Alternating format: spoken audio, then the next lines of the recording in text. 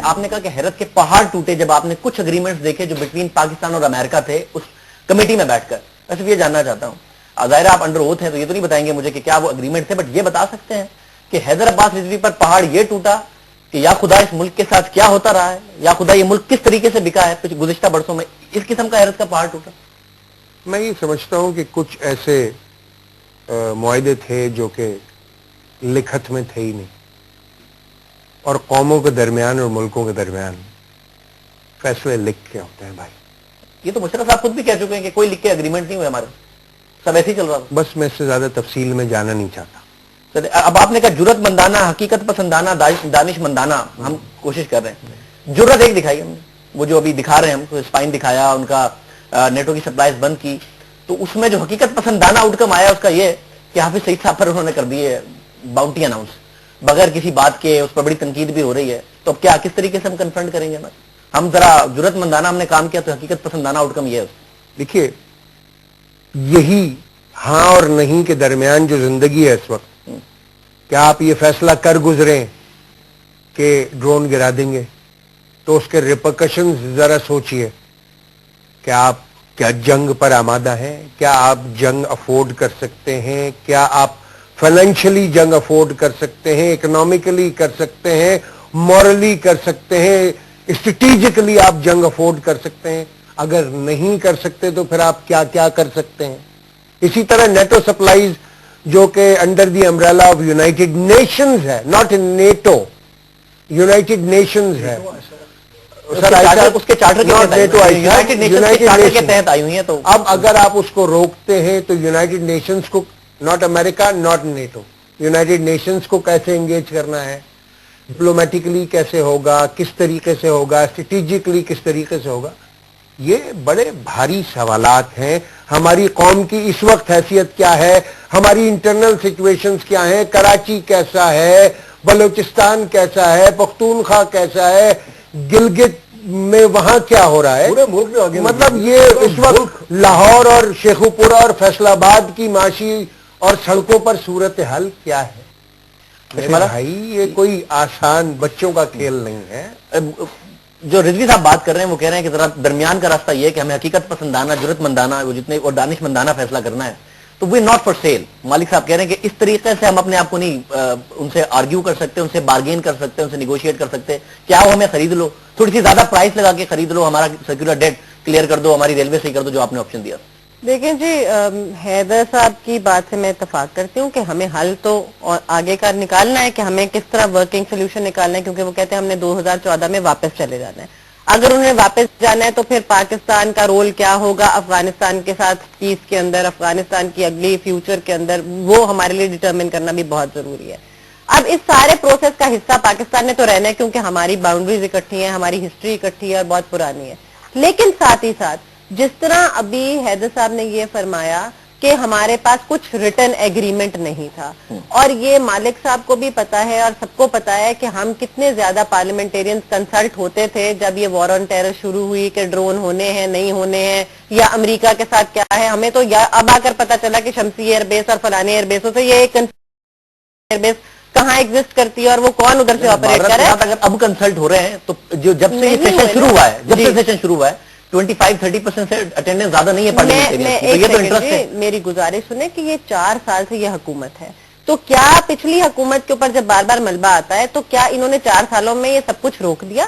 کیا انہوں نے ڈرون روک دیے یا وہ ایئر بیسز واپس لے لیں اگر کچھ ریٹن معاہدہ ہی نہیں تھا؟ اور اگر کیا باقی ساری چیزیں انہوں نے ریورس کر دی؟ انہوں نے کچھ نہیں کیا. اب جب الیکشن ایئر آ گیا ہے، جب آخر آ گیا ہے، اب یہ پبلک اوپینین چاہ رہے ہیں، تو اگر ہم پچھلی حکومت نے، مشرف صاحب نے اگر ہمیں مفت بیچا تو خدارا اب کیوں ہم اپنے ملک کی، ہم نے سارے ادارے تباہ تو خود کر لیے. آئی ایگری ود ہم کہ گورننس ایشو ہے، کرپشن ایشو ہے، لیکن آپ دیکھیں کہ ہر چیز کا رول کس چیز پہ آتا ہے، سرکولر ڈیٹ پہ آتا ہے، آپ کی اکانومی پہ آتا ہے، نوٹ چھپ رہے آتا ہے، اس کا سفر کون کر رہا ہے؟ قوم کر رہی ہے. آگے مارچ اپریل میں، یہ مئی جون جولائی اگست، آپ کی انڈسٹری بند، آپ کی ایکسپورٹ بند، لوگوں کی امپلائمنٹ بند. اگر ہم یہ نہیں کہہ رہے کہ ہم اپ فار سیل ہیں، ٹھیک، that is not a matter of up for sale. اگر کوئی کسی کی ایک چیز استعمال کرتا ہے تو کسی چیز کے عوض کرتا ہے. ہماری ان کے ساتھ ایسا بھائی چارہ دوستانہ محبت نہیں ہے کہ ہم کہیں کہ ہم یہاں پر ہماری آپ سرزمین پاکستان کو آ کر اپنے مفاد کے لیے ہمارے بندوں کو مارنے کے لیے مفت میں استعمال کر لیں. آپ کے فوجی کا خرچہ تو ہزاروں ڈالروں میں آئے اور ہمارے فوجی کا خرچہ جو ہے وہ 5,000 روپے کے اندر آئے. آپ فرق تو موازنے کے اندر دیکھیں کہ کتنا زیادہ ہے. آپ کو جب ناردرن سائڈ سے یہ چیزیں دیکھیں, ایئر سپیس ابھی بھی ان کو دی جا رہی ہے, پیرشیبل آئٹمز ان کے ابھی تک جا رہے ہیں, کوئی چیز نہیں رکی اس تحت سے. اب انہوں نے ویپنز لے کر نہیں جانے, واپسی کا جو روٹ ان کو چاہیے. اگر ایک سیکنڈ مالک میری بات سنیں, دا پوائنٹ از کہ اگر انہوں نے ناردرن سائڈ سے ازبیکستان اور قازقستان والی سائڈ سے جانا ہے تو ان کو کیا رونا ہے, اتنی مصیبت کیا پڑی ہوئی ہے پاکستان استعمال کرنے کی, مت کرے پاکستان. آپ مسئلہ وہی آ رہا ہے جو ہمارا ڈفرینس اوپینین ہے, یہ پھر آپ ٹیکٹیکل میں پھنس گئی ہیں. ایشو یہ نہیں ہے کہ امریکن سولجر پہ $1,400 روز پلیز. ایشو یہ نہیں ہے کہ اس کو 1400 مل رہا تو ہمیں 250 ملے. ایشو یہ ہے کہ پہلے آپ نے یہ فیصلہ کرنا ہے کہ کیا ہم اس جنگ میں ہمارا فوجی انوالو ہوگا کہ نہیں ہوگا. یہ سیکنڈری بات ہے, ہوگا تو کن شرائط پہ ہوگا. میرے پہلے سوال تو ہے نا آپ کے, پہلے یہ فیصلہ کر لیں کہ ہمارے مفادات ایک ہیں یا نہیں ہیں. وہ کبھی الگ ہیں تو الگ کبھی بھی دو ملکوں کے ایک نہیں ہوتے, اس میں کوئی ان نیچرل بات نہیں ہے. ہر ملک کی اپنی پرائرٹیز ہوں گی اور اس میں مفادات کا مختلف ہونا کوئی بری بات نہیں ہے. You don't have to be friend, you have to have a reasonable working arrangement. آپ کو محبتیں نہیں چاہیے ہوتی ملکوں کے درمیان. ارینجمنٹ تو مفادات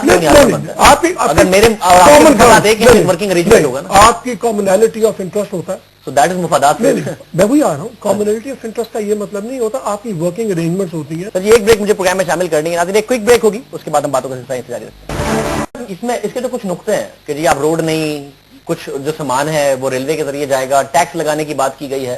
تو اینی وے اس کو پڑھ کے امپریشن تو یہ ملتا ہے نا کہ جی چیزیں تو الٹیمیٹلی ہونی ہے. آپ نے یو این چارٹر کی بات کی, تو یو این چارٹر کے تحت کیونکہ آئی ایس ایف وہاں آئی ہوئی ہے تو انہیں رستہ تو ہم نے دینا ہے, تو کیوں نہ اس کی بہتر پرائس بارگین کی جائے. مطلب میں یہ اگر یہ لفظ نہ استعمال کریں کہ ہم سیل کے لیے موجود ہیں, جس کو کشمالہ بھی ریجیکٹ کر رہی ہیں, یہ تو ہے نا امپریشن کہ جی اس دفعہ ہم نے پرائس بہتر لینی ہے, اپنی سرزمین استعمال ہونے کی, اس میں بارگین ہم نے اچھا کرنا ہے. یہ امپریشن تو ہے اس میں. دیٹس اے ٹیکٹیکل تھنگ, یہ چھوٹی بات ہے.